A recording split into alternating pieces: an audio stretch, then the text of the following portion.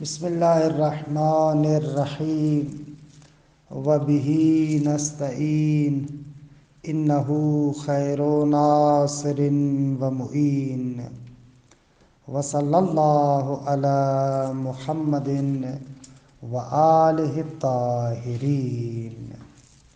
پروردگار عالم آپ تمام عزیزان کی توفیقات خیر میں اضافہ فرمائے۔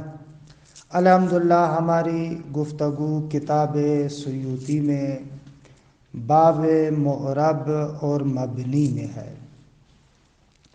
گزشتہ جلسے میں عرض ہوا کہ اعراب اصلی کی علامتیں کون سی ہیں، یہاں تک پہنچے تھے وجزم بتسکین کے اوپر ذکر کیا تھا نا، فرفع بضم وانصبا فتحا وجر کسرا وجزم بتسکین، رفع ضمے کے ساتھ دو، نصب فتح کے ساتھ دو، اور جر کسرہ کے ساتھ دو، اور جزم سکون کے ساتھ دو۔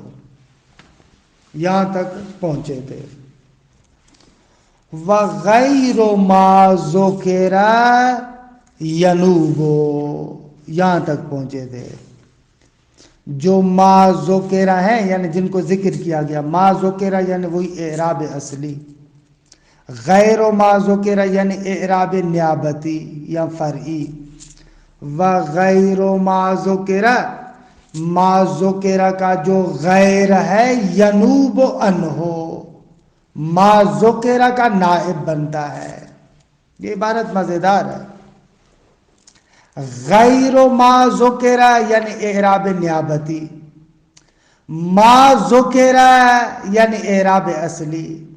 اب دیکھو عبارت کا ترجمہ کیسے کر رہا ہوں، وغیر ما ذکر، جو ذکر ہو چکے ان کا غیر یعنی اعراب نیابتی، ینوب عنہ، اس اصلی اعراب یعنی ما ذکر کا نائب بنتا ہے۔ دوسرے لفظوں میں اعراب اصلی تو یہی تھا، رفع ضمے کے ساتھ ہو، نصب فتح کے ساتھ ہو، جر کسرہ کے ساتھ ہو، جزم سکون کے ساتھ ہو۔ لیکن کچھ اعراب فرعی ہے، مثلا واو، الف، نون، یہ تینوں ضمے کے نائب ہوتے ہیں، حالت رفعی میں آتے ہیں بعض مقامات پر کہ ان مقامات کو مشخص کریں گے، یعنی واو، الف، نون نائب ضمہ واقع ہوتے ہیں۔ اسی طریقے سے کسرہ، الف، یا، حذف نون یہ فتح کے نائب بنتے ہیں، اور اسی طریقے سے فتح، یا، حذف حرف علا، حذف نون یہ سکون کے نائب بنتے ہیں۔ سمجھ میں آیا مطلب؟ بس اعراب اصلی تو یا ضمہ ہے یا فتح ہے یا کسرہ ہے یا سکون ہے، اعراب اصلی تو یہ ہے۔ لیکن کبھی کبھار کچھ اعراب دوسرے ہیں جو ان کی نیابت کرتے ہیں، ان کو کہتے ہیں اعراب فرعی۔ درست؟ وغیر ما ذکر، جو ذکر ہو چکا ان کا غیر یعنی اعراب فرعی، ینوب عنہ، ما ذکر کا نائب بنتا ہے۔ نحو جاء اخو بنی نمر، یعنی جاء اخو بنی نمر۔ مثال پر توجہ کر رہے ہیں کہ اس مثال میں اخو حالت رفعی میں ہے، یہاں پر واو ضمے کی جگہ پر ہے۔ درست آقا؟ تمام شد مطلب۔ آگے مصنف کہتے ہیں وَقَدْ شَرَعَ فِي تَبْيِينِ مَوَاضِعِ النِّيَابَةِ بِقَوْلِهِ، مصنف یعنی ناظم اب اعراب نیابتی کے موارد کو شمار کر رہے ہیں۔ دیکھیں اعراب نیابتی جو آتا ہے، ایک مورد اسماء ستہ مکبرہ ہے، دوسرا مورد تثنیہ ہے، تیسرا مورد جمع مذکر سالم ہے،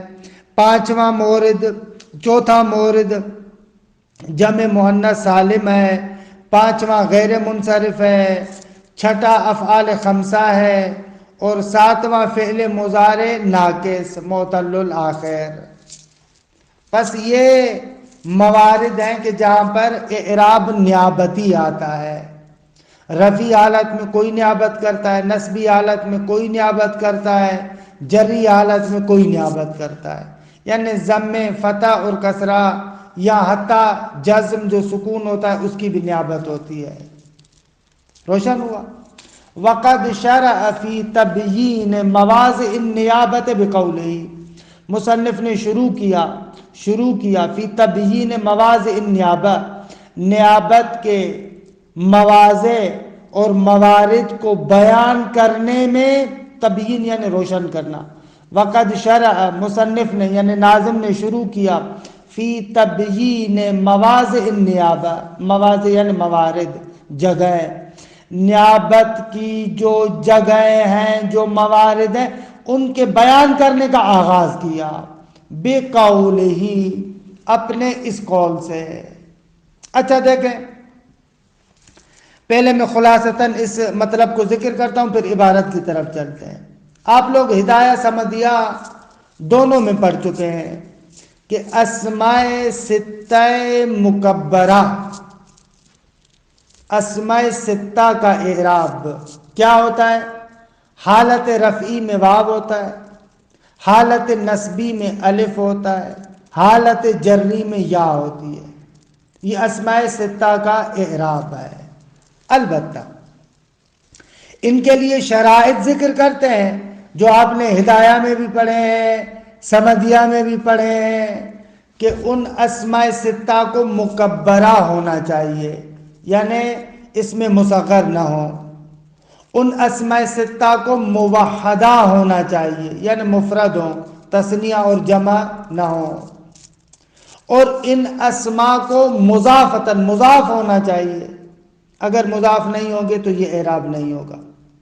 اور مضاف بھی غیر یا متکلم کی طرف ہوں، کہ یہ دیگے آپ لوگ ہدایہ اور سمدیہ سے پڑھتے آ رہے ہیں، لہذا ہم بھی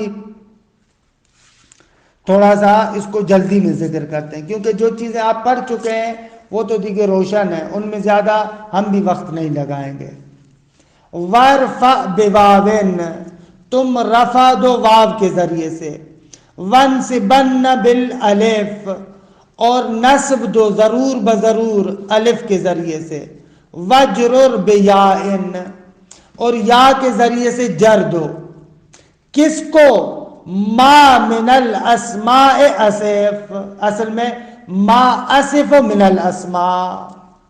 وارفع، وانصبن، وجرر، یہ تنازع کر رہے ہیں ما کے لیے، ما ان کے لیے مفعول ہے، یعنی رفع دو ان اسماء کو جن کو میں ذکر کرتا ہوں، ان کو رفع دو واو کے ذریعے سے، جو اسماء میں ذکر کرتا ہوں ان کو نصب دو الف کے ذریعے سے، جو اسماء میں ذکر کرتا ہوں ان کو جر دو یا کے ذریعے سے۔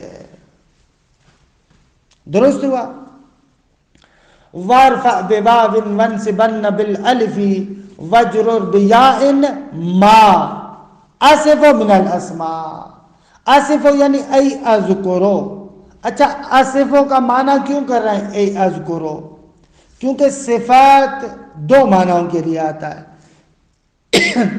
ایک مرتبہ صفت کرنا، وصف کرنا، یعنی اس ذات کو بیان کرنا، خود شے کو ذکر کرنا۔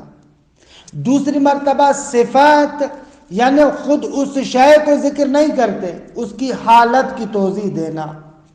تو یہاں پر جو لفظ اصفو ہے، مقصود یہ نہیں ہے کہ میں ان کی شرح کرنا چاہ رہا ہوں، نہ، خود ان کی ذات کو ذکر کر رہا ہوں، یعنی خود ان کو ذکر کرنا چاہ رہا ہوں، اس لیے یہاں پر اصفو ای اذکرو سے شرح کیا ہے۔ برحال وارفع بواو وانصبن بالالف وجرر بیاء، کس کو؟ ما من الاسماء اصفو، یعنی ما اصف من الاسماء، یہ من الاسماء ما کا بیان ہوگا، لیکن ضرورت شعری کے لیے اس طریقے سے ذکر کیا۔ اچھا، من ذاک ذو ان صحبتاً ابانا، کہتے ہیں کہ ان اسماء موصوفہ میں سے، یعنی جن کو ذکر کرنا چاہتے ہیں، یعنی اسماء ستہ، ان اسماء میں سے ایک ذو ہے۔ درست آگا، ذو کا بھی پہلا ان اسماء ستہ میں سے ذو ہے۔ اچھا، لیکن سنیں، ذو جو صاحب کے معنی میں ہے، نہ کہ وہ ذو جو الذی کے معنی میں ہے، نہ اس کی بات نہیں کر رہے، ذو جو صاحب کے معنی میں ہے، نہ کہ جو الذی کے معنی میں ہے۔ دوسرے لفظوں میں ذو الذی بھی ہوتا ہے، اس کی بات نہیں کر رہے، یہ اعراب ذو جو صاحب کے معنی میں ہے اس کے لیے کہہ رہے ہیں۔ اچھا، ممکن ہے آپ کے ذہن میں سوال آئے، بھئی ان اسماء میں سے سب سے پہلے ذو کو کیوں ذکر کر رہے ہیں؟ کہتے ہیں اس لیے کہ ذو کے اندر ایک خاصیت ہے، وہ خاصیت یہ ہے کہ اس ذو کے لیے ہمیشہ یہی اسماء ستہ والا اعراب ہوتا ہے، جبکہ اس کے مقابلے میں جو دوسرے ہیں وہ کبھی کبھار دوسرے اعراب کو بھی قبول کرتے ہیں، لیکن یہ ہمیشہ اسی اعراب کو قبول کرتا ہے۔ دیکھیں، من ذاک ای من الاسماء الموصوفہ، ان اسماء موصوفہ میں سے کہ جن کو ذکر کیا جانا ہے، جن کی وصف بیان کرنی ہے، وصف بیان کرنی ہے یعنی جن کو ذکر کرنا ہے، ان جن اسماء کو ذکر کرنا ہے ان میں سے کیا ہے؟ ایک من ذاک ذو، من ذاک خبر مقدم، ذو مبتدا مؤخر۔ البتہ ان صحبتاً ابانا، یعنی اصل میں ان ابان صحبتاً مفعول ابانا کے لیے، اگر صحبت کو ظاہر کرے یعنی صاحب کے معنی میں ہو، من ذاک ای من الاسماء الموصوفۃ ذو، ان اسماء موصوفہ میں سے جن کو ذکر کیا گیا ہے ان میں سے ایک ذو ہے۔ وقدمہ، اور مصنف نے، ناظم نے ذو کو مقدم کیا، کیوں؟ لزوم ہی ھذا الاعراب، کیونکہ ذو لازم رکھتا ہے اسی اعراب کو، ذو کا یہی اعراب آتا ہے۔ البتہ ولیکن انما یعرب بہ، لیکن ذو اس اعراب کے ساتھ بھی، یعنی یہ اعراب اسماء ستہ والا، اس اعراب کے ساتھ معرب ہوتا ہے ان صحبتاً ابانا، اگر صحبت کو ظاہر کرے، ای اظہر۔ واحترز بہذا القید من ذو بمعنی الذی، یہ جو انہوں نے قید لگائی نا، ان صحبتاً ابانا، اگر ذو صحبت کو ظاہر کرے، اس قید کے ذریعے سے الذی والا وہ ذو خارج ہو گیا جو الذی کے معنی میں ہے، اس کا یہ اعراب نہیں ہے۔ وَقَيَّدَهُ فِي الْقَافِيَةِ وَالْعُمْدَةِ بِكَوْنِهِ مُعْرَبًا۔ اچھا، اپنی دو کتابوں میں یعنی کافیہ اور عمدہ میں مصنف نے کہا ہے ذو جو معرب ہے اس کا یہ اعراب ہے، کیونکہ ذو جو الذی کے معنی میں ہے، موصول ہے، اس کا یہ اعراب نہیں ہے، وہ مبنی ہے۔ تو بس دو طریقوں سے ذو جو الذی کے معنی میں ہے اس کو خارج کیا ہے۔ الفیہ میں کہا ان صحبتاً ابانا، اگر صاحب کے معنی میں ہو، اگر صحبت کو ظاہر کرے، جبکہ کافیہ اور عمدہ میں کہا کہ ذو کا اعراب یہ ہوگا لیکن اس شرط کے ساتھ کہ ذو معرب ہو، کیونکہ ذو جو الذی کے معنی میں ہے وہ مبنی ہے۔ وَمِنَ الْأَسْمَاءِ الْفَمُ، کہتے ہیں کہ ان اسماء میں سے، اسماء ستہ میں سے ایک فم بھی ہے۔ اچھا، یہاں پر مشہور وہ عبارت ہے، دیکھیے گا کہ اس کی لغات کو جو ذکر کر رہے ہیں، وَفِيهِ لُغَاتٌ، اور فم کے اندر مختلف لغتیں ہیں۔ تسلیس الفا، یعنی فا پر تینوں حرکتیں، مع تخفیف المیم، فا پر تینوں حرکتیں میم کی تخفیف کے ساتھ منقوسن یعنی بدون الف، الف کے بغیر، الف کے بغیر فم کو اس میں منقوس پڑھو، میم کو تخفیف دو اور فا پر تینوں حرکتیں ہوں۔ کتنی صورتیں بنے گی؟ 3 صورتیں، یعنی تسلیس الفا، فا پر تینوں اعراب مع تخفیف المیم منقوسن، میم کو تخفیف دو اور فم کو منقوس پڑھو بدون الف، یعنی کیا؟ یعنی کس طریقے سے؟ فمون، فمون، فمون، یہ ہو گئی 3 صورتیں۔ تسلیس الفا، فا پر تینوں اعراب ساتھ اس کے کہ میم کو تخفیف دو در حالی کے فم منقوس ہو، 3 صورتیں۔ او مقصورن، 3 صورتیں اور، یعنی تسلیس الفاء مع تخفیف المیم مقصورن، فا پر تینوں حرکتیں ہوں، میم پر تخفیف بھی ہو لیکن مقصور ہو یعنی الف کے ساتھ، یعنی یہ پڑھو فما، فما، فما، درست؟ یہ ہو گئی 6 صورتیں۔ وَمَعَ تَشْدِيدِهِ،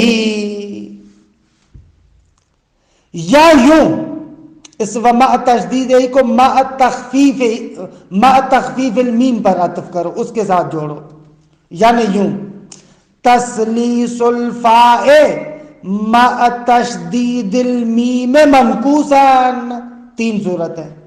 فا پر تینوں حرکتیں ہوں، میم کو مشدد قرار دو اور منقوسن، اسم کو منقوس پڑھو، یعنی یوں فمون، فمون، فمون، میم کو مشدد کرو اور منقوس ہو اور فا پر تینوں حرکتیں ہیں۔ اچھا، یا میم کو مشدد پڑھو، فا پر تینوں حرکتیں ہوں اور مقصور پڑھو، اس کو الف کے ساتھ پڑھو، یعنی فما، فما، فما۔ کتنی صورت ہو گئی؟ 6 اور 6 12 ہو گئی۔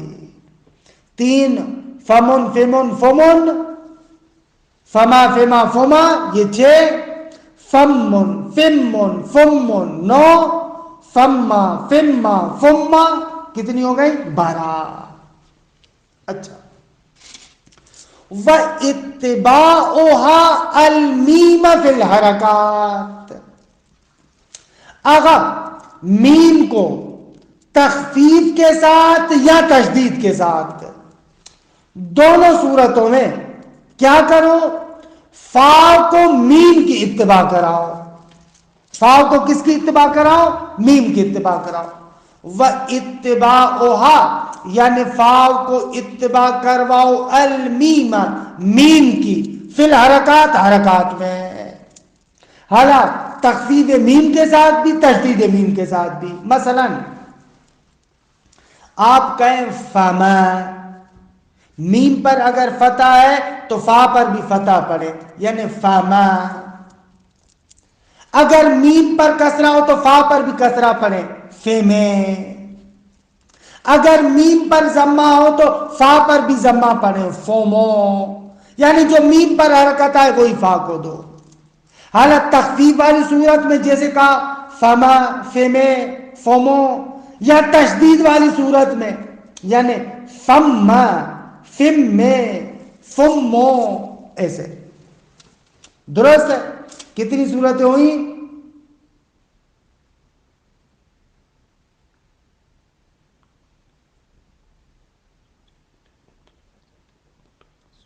18 صورت بن جائے گی۔ کتنی صورتیں بنے گی؟ 18 صورتیں، کہ بھائی پہلے آپ تسلیس الفا، میم کو مخفف پڑھو اور بدون الف، یہ ہو گئی 3۔ تسلیس الفا مع تخفیف المیم مکسورن، الف کے ساتھ، یہ ہو گئی 3۔ 3 اور 3 6۔ پھر آپ تسلیس الفا، میم پر تشدید منقوسن، کہ 6 اور 3 9۔ پھر تسلیس الفا مع تشدید المیم مکسورن 3 اور بن گئے 12. پھر تسلیس الفا تخفیف میم کے ساتھ اتباع فا کرائے میم کی 3 صورتیں، یہ 12 اور 3 15 کے تخفیف میم تھا. اب وہی تسلیس الفا تشدید میم کے ساتھ فا کو اتباع کرائے 15 اور 3 18. پس عبارت پر غور کیا، واقعاً اسے کہتے ہیں فنی کتاب، یعنی 1.5 سطر کے اندر 18 لغتوں کو بیان کیا. وفیہ لغات تسلیس الفاء مع تخفیف المیم منقوصا 3، تسلیس الفاء مع تخفیف المیم مکسورا 6، تسلیس الفاء مع تشدید المیم منقوصا 9، تسلیس الفاء مع تشدید المیم مکسورا 12، و اتباعها المیم فی الحرکات تخفیف میم کے ساتھ 15، تشدید میم کے ساتھ 18. کہہ رہے ہیں کہ فا کو میم کی اتباع کراؤ، کما فعل بعین امرئن و ابن من، جس طریقے سے امرئن اور ابن من دونوں کے عین الفعل کو لام الفعل کا اتباع کروایا گیا ہے. کس طریقے سے؟ امرا، یہ جو امرا کا تلفظ ہے اس میں را پر وہی حرکت دیں گے جو لام الفعل پر آئے گی. مثلا اگر لام الفعل مضموم ہے تو را کو بھی مضموم کرو، جاءنی ام روؤن، روؤن کیونکہ لام الفعل مضموم ہے تو را کو مضمون پڑھو، جاءنی ام روؤن. اور اگر لام الفعل منصوب ہو تو را کو فتح دو، جاءنی ام رأن. اور اگر لام الفعل مکسور ہو تو را کو مکسور پڑھو، مررت بامرئن. اینن اسی طریقے سے ابن من میں کریں، جاءنی ابن رأیت ابن من، مررت بابن من. کما فعل، کہہ رہے ہیں کہ بابا فمن میں فا کو میم کا اتباع کراؤ حرکات میں، کما فعل جس طریقے سے یہی کام کیا گیا ہے. کس کے ساتھ؟ بعین امرئن وابن من، امرئن اور ابن من دونوں کے عین الفعل کے ساتھ، دونوں کے عین الفعل کو لام الفعل کی اتباع کروائی گئی ہے. خوب. کہتے ہیں فمن کا بھی یہ اعراب ہے، لیکن اس میں بھی شرط ہے، وَإِنَّمَا يُعْرَبُ بِهَذَا الْإِعْرَابِ، فمن کو اس اعراب کے ساتھ معرب کیا جاتا ہے، یہی اعراب دیا جاتا ہے. کب؟ حیث المیم منہ بانا، جب اس فم سے میم چلا جائے. یعنی آپ کیسے پڑھیں گے؟ آپ یوں پڑھیں، ہاذا فوہو، رأیتو فاہو، مررتو الی فیہ، میم چلا جائے. بخلاف ما اذا لم یذهب منہ، برخلاف اس صورت کے کہ جب اس فمن سے میم نہ جائے تو فإنہ، یہ فم یعرب بالحرکات علیہ، تو پھر اس کو اعراب دیا جائے گا اس طریقے سے کہ فم پر جو ہے وہ کیا ہے، خود حرکتوں کو لے کر آئیں گے. یعنی ھذا فمن، رأیت فمن، مررت بفمن. اگر میم نہیں جائے گا تو اعراب بالحرکت ہوگا. تمام شد. فم. ابن، اخن، ہمن کذاک، کہتے ہیں ابن، اخن، ہمن یہ بھی زو اور فم کی طرح ہے، یعنی ان کا بھی یہی اعراب ہے، اعراب نیابتی ہے. ابن، اخن، ہمن کذاک. انہی کی طرح ہے. ای کما تقدم من ذی والفم، جس طریقے سے ذی اور فم یعنی زو اور فم میں گزرا اسی طریقے سے. کس چیز میں؟ کذاک فی الاعراب بما ذکر، وہ اعراب جو ان کے لیے ذکر کیا گیا کہ رفع واو کے ساتھ، نصب الف کے ساتھ، جر یا کے ساتھ، درست ہے. یہ ابن اخن ہمن بھی انہی کی طرح ہے. وقید فی التسہیل الحم، اپنے کتاب تسہیل میں کہا ہے کہ ہم کا اعراب یہ اس وقت ہوگا جب یہ کرون کرن خطأن کے وزن پر نہ ہو. اگر ان کے وزن پر ہوگا تو دیکھیں پھر اس کے لیے یہ اعراب نہیں ہے. وقید فی التسہیل الحم، مصنف نے اپنی کتاب تسہیل میں ہم الحم، اس حم کو مقید کیا ہے بِقَوْنِهِ غَيْرَ مُمَاثِلٍ، کہ یہ ہم قر ون کے مماثل نہ ہو، وقر ان کے مماثل نہ ہو، خط ان کے مماثل نہ ہو، یعنی ان کے وزن پر نہ ہو. کیونکہ اگر ان کے وزن پر ہو تو پھر انہی والا اعراب آئے گا. اچھا بریکٹ میں نے اس کا معنی نہیں پڑھا. ہمن یعنی وَهُوَ قریب الزوج، شوہر کے رشتہ دار بیوی کے لیے ہمن کہلاتے ہیں.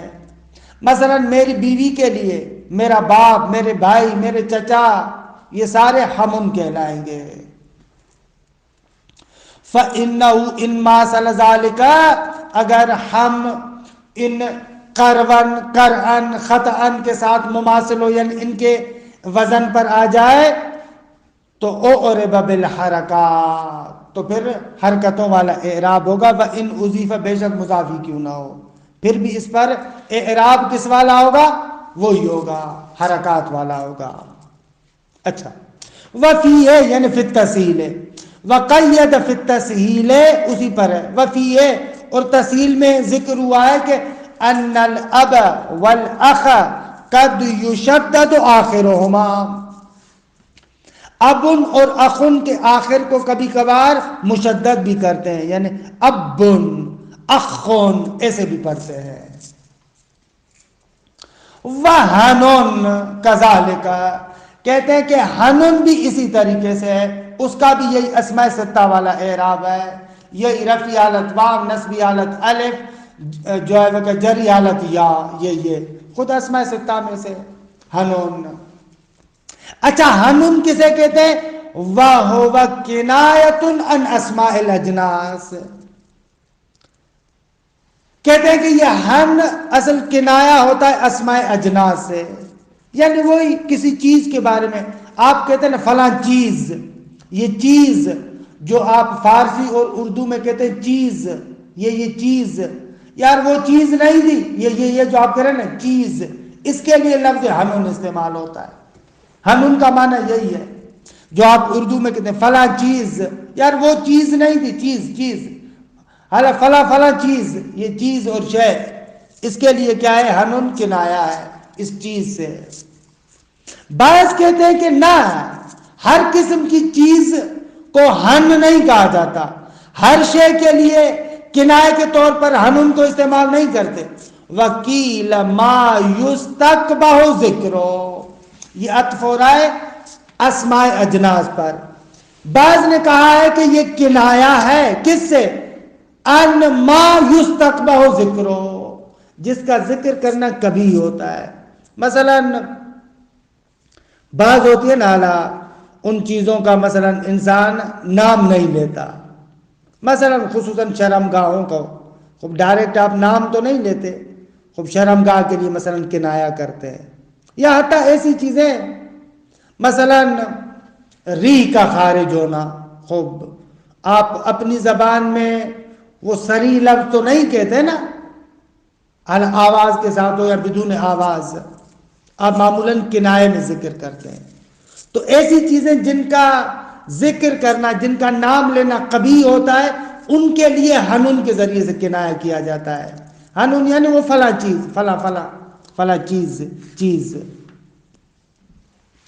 قیل الفرد خاصتاً، خوب بعض کہتے ہیں کہ آغا شرمگاہ کے لیے، حالانکہ شرمگاہ چاہے مرد کی ہو چاہے خاتون کی ہو، درست ہے، اس کے لیے کنایا ہے۔ قال فی التسہیل قد تشدد نونہ، کبھی کبھار ہنن، کبھی کبھار ہنن، کبھی کبھار نون کو مشدد پڑھتے ہیں، ہنن ایسے۔ اچھا، یہ ہو گیا ہنن کا معنی۔ پھر بھی اگر معنی کو اور زیادہ دقیق طریقے سے دیکھنا چاہتے ہیں تو آغا حجت ہاشمی کی شرح کو دیکھ لیں، وہاں پر انہوں نے عجیب نکتہ لکھا ہے کہ اگر مشدد ہو ہنن تو کیا معنی ہے، اگر ہنن مشدد نہ ہو تو کیا معنی ہے۔ وہاں پر انہوں نے لکھا ہے کہ دیکھیے میں نہیں بیان کرتا، دیکھیے گا، لطیف ہے خوب۔ وَالنَّقْصُ فِي هَذَا الْأَخِيرِ، یعنی وَهُوَ حَنُن، کہتے ہیں کہ اس حنن میں نقص یعنی اعراب بالحرکات، حرکتوں کے ذریعے سے اعراب۔ وَالنَّقْصُ فِي هَذَا الْأَخِيرِ یعنی حنن، وَهُوَ حنن، اس میں نقص احسن من الاتمام۔ والنقص یعنی بأن یکون معربا بالحرکات علی النون، خود نون پر اس کی حرکتیں ہوں، یہ زیادہ بہتر ہے من الاتمام، اتمام سے۔ اتمام یعنی معرب بالحروف، حروف کے ذریعے سے اعراب جو تھا وہ اتمام تھا، اور خود حرکات نون پر آئیں یہ نقص ہے، درست۔ کہتے ہیں حنن میں بہتر ہے کہ خود نون پر اعراب آئے اس بات سے کہ آپ حروف کے ذریعے سے اعراب کو لے کر آئے۔ قال علی علیہ الصلاۃ والسلام، امیر المؤمنین فرماتے من تعزا بعزاء الجاہلیہ، وہ بندہ کہ جو اپنے آباء و اجداد پر فخر کرتا ہے، من تعزا بعزاء الجاہلیہ، یعنی میرے باپ دادا ایسے تھے، ایسے تو ایسے کے لیے فَإِذُّوهُ بِهَنِ أَبِيهِ وَلَا تَقْنُوا، تو اسے کہے کہ تم اپنے باپ کی اس چیز کو منہ میں چباؤ، ڈالو، اس کو گاز کرو، سندھی میں کہتے چکانا، وَلَا تَقْنُوا، اور کنایہ بھی نہ کرو، کہ یہاں پر آپ دیکھ رہے ہیں شاید مثال ہے بے ہن ابی ہے، بے ہن ابی ہے۔ خوب، اشارہ نہج البلاغہ کی ایڈریس دی ہے میرے پاس کہ وہاں پر نقل ہوا ہے، یہ تقریباً آیا ہے اہل سنت کی کتابوں میں، خود پیغمبر اکرم کے عنوان سے یہ حدیث آئی ہے کہ بہرحال شاید مثال بیان ابی ہے میں ہے۔ وفی ابن و تالی یندرو، یعنی ونقصو، یہ حرکت اعرابی جو ہے وہ کیا ہے، حرکات کے ذریعے سے اعراب، کہتے ہیں ونقصو فی ابن، اب میں، و تالی ہے، اور جو اب کے بعد میں آنے والے ہیں یعنی اخ اور ہم، وَالنَّقْصُ فِي أَبٍ وَتَعْلِيهِ وَهُمَا أَخٌ وَحَمٌ يَنْدُرُ، یعنی اَيَّكِلُّ، بہت کم ہے، یعنی ابن، اخن، ہمن، ان میں اعرابی یعنی ان کا اعراب حروف سے نہ ہو بلکہ حرکات سے ہو، یہ بہت کم ہے۔ اعراب حرکات کے ذریعے سے ہو نہ کہ حروف کے ذریعے سے، یہ کم ہے ابن، اخن اور ہمن میں۔ مثلا جیسے شاعر کا قول، بِأَبِهِ اقْتَدَى عَدِيٌّ فِي الْكَرَمِ وَمَنْ يُشَابِهْ أَبَهُ فَمَا ظَلَمَ، کہ بے ابھی اپنے باب کی اقتدا یعنی پیروی کی، عدی نے عدی حاتم کا بیٹا تھا، عدی نے اپنے باپ کی پیروی کی فی الکرم، کرم اور بخشش میں، وَمَن یُشَابِهْ ابہو، اور جو بندہ اپنے باپ کے مشابہ ہو، فما ظلم، تو اس نے ظلم نہیں کیا۔ شاہدی مثال دیکھیں، بے ابہی، وہاں پر دیکھیں اس کا اعراب جو ہے وہ کیا ہے، حرکت کے ذریعے سے ہے، با داخل ہے، بے ابہی ہے، وگرنہ ہونا چاہیے تھا حالت جری میں یا کے ساتھ بے ابی ہے، نہ بے ابہی۔ اور اسی طریقے سے وَمَن یُشَابِہ أَبَاهُ، حالانکہ ہونا چاہیے تھا وَمَن یُشَابِہ أَبَاهُ، نہ، یہاں پر اعراب ہے اس کا، لیکن کس طریقے سے ہے؟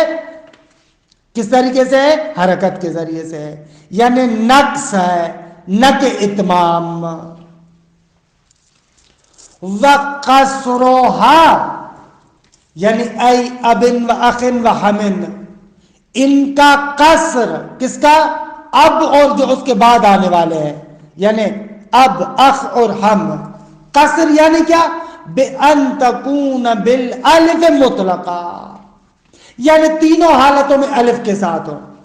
وَقَصْرُهَا مِن نَقْصِهِنَّ أَشْهَرُ، ان تینوں کا، اب، اخ اور ہم کا مقصور ہونا، یعنی تینوں حالتوں میں الف کے ساتھ ہونا، یہ زیادہ مشہور ہے ان کے اعراب بالحرکت سے۔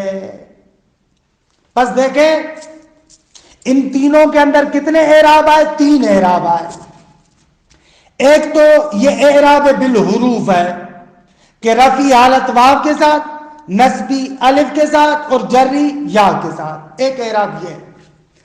دوسرا اعراب نقص، نقص یعنی وہی اعراب بالحرکت، اور تیسرا اعراب قصر، قصر یعنی الف کے ساتھ تینوں حالتوں میں۔ تو اب، اخ اور ہم، ان میں کہتے ہیں کہ زیادہ تر اعراب تو وہی اعراب حروف والا آتا ہے کہ جس کو اتمام کے ساتھ انہوں نے کہا۔ دوسرے مرحلے میں ان کا اعراب قصر والا ہے، یعنی الف کے ساتھ، اور تیسرے مرحلے میں نقص یعنی حرکت والا ہے۔ وَقَصْرُهَا یعنی ای ابن و اخن و حمن بِأَن تَكُونَ بِالْأَلِفِ مُطْلَقًا وَقَصْرُهَا مِن نَقْصِهِنَّ أَشْهَرُ، یعنی أَشْهَرُ مِن نَقْصِهِنَّ، ان کا مقصور ہونا زیادہ مشہور ہے ان کے نقص سے، یعنی تینوں حالتوں میں الف ہے۔ مثال کا قول ہی، جیسے شاعر کہتا ہے ان اباہا و ابا اباہا قد بلغا فی المجد غایتاہا۔ اچھا، لیلا کے بارے میں ہے ان اباہا، بتحقیق لیلا کا باب، و ابا اباہا اور اس کے باپ کا باپ یعنی دادا، قد بلغا یعنی باپ اور دادا دونوں پہنچ چکے، فی المجد یعنی بزرگواری میں، غایتاہا انتہا کو۔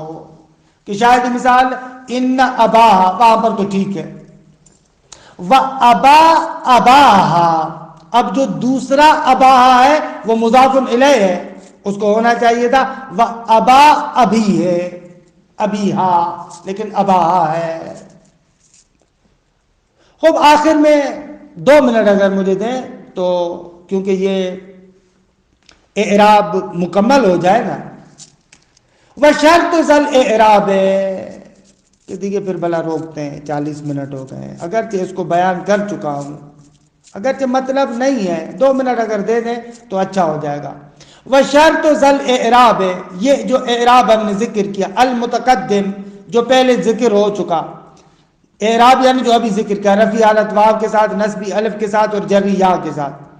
وشرط ذل اعراب فی الاسماء المذکورہ، یہ جو ہم نے اسماء ذکر کیے، ان اسماء میں اس اعراب کے لیے شرط ہے کہ ان یضفنا، کہ یہ اسماء مضاف ہوں، اگر مضاف نہیں ہوں گے تو یہ اعراب نہیں آئے گا۔ وَإِلَّا، اگر یہ مضاف نہ ہو، فَتُعْرَبْ بِحَرَكَاتٍ ظَاهِرَةٍ، تو پھر ان کا اعراب حرکات ظاہرہ کے ذریعے سے ہوگا۔ مثلا دیکھیں ان لہو ابن، وَلَہُ أَخٌ، وبنات الاخ، کہ یہ قرآن مجید کی آیات ہے.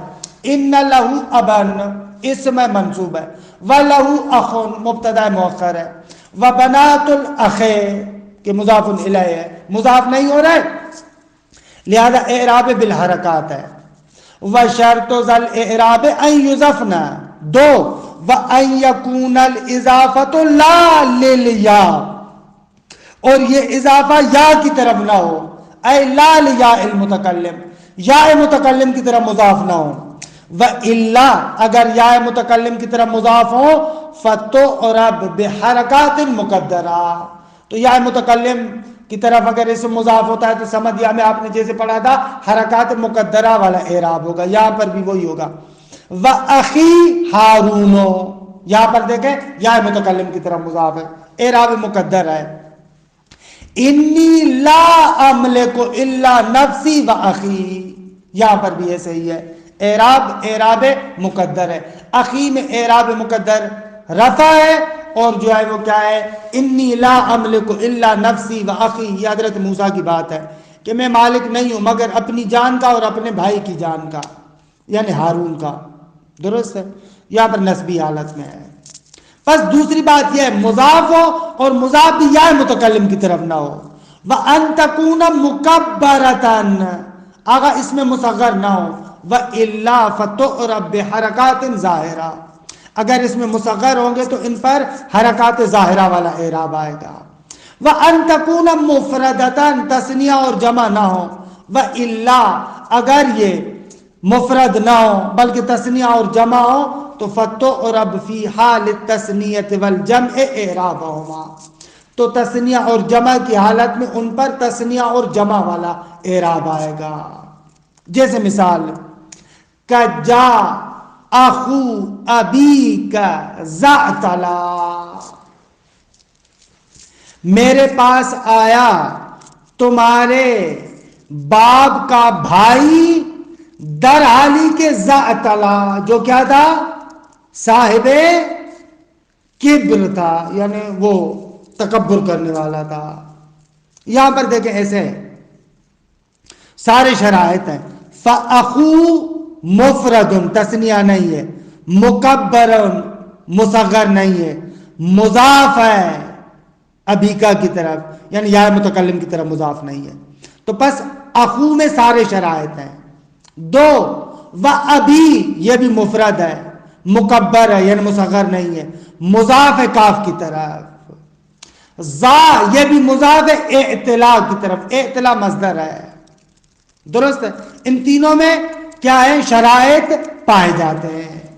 ان تینوں کو آپ دیکھیں، ان تینوں میں کیا ہے، شرائط پائے جاتے ہیں. یہ زا اعتلا یہ حال واقع ہو رہا ہے تبھی منصوب ہے. اخو حالت رفیع میں ہے کیونکہ فاعل ہے، ابھی حالت جری میں ہے کیونکہ مضاف الیہ ہے. وَقَدْ حَوَا هَذَا الْمِثَالُ کہتے ہیں کہ دوسری طرف سے توجہ کریں، یہ مثال حاوی ہے چند خصوصیات کو. کون المضاف الیہ ظاہراً، ہو سکتا ہے ان اسماء ستہ کا مضاف الیہ اس میں ظاہر ہو. ومضمراً ہو سکتا ہے کہ ان اسماء ستہ کا مضاف الیہ ضمیر ہو، مشکل نہ دار ہے. ومعرفتاً ہو سکتا ہے معرفہ ہو سکتا ہے نکرہ ہو، اعتلا نکرہ ہے بقایا معرفہ ہے. اخو جو ابھی کی طرف مضاف ہے اور ابھی جو کا کی طرف مضاف ہے یہ معرفہ ہے. خلاصہ اس طریقے سے اسماء ستہ مکبرہ کا اعراب تمام ہوا. خوب درمیان میں ہم چھوڑنا نہیں چاہ رہے تھے اسی لیے آج زیادہ وقت لے لیا. وصلی اللہ علی محمد وآلہ الطاہرین.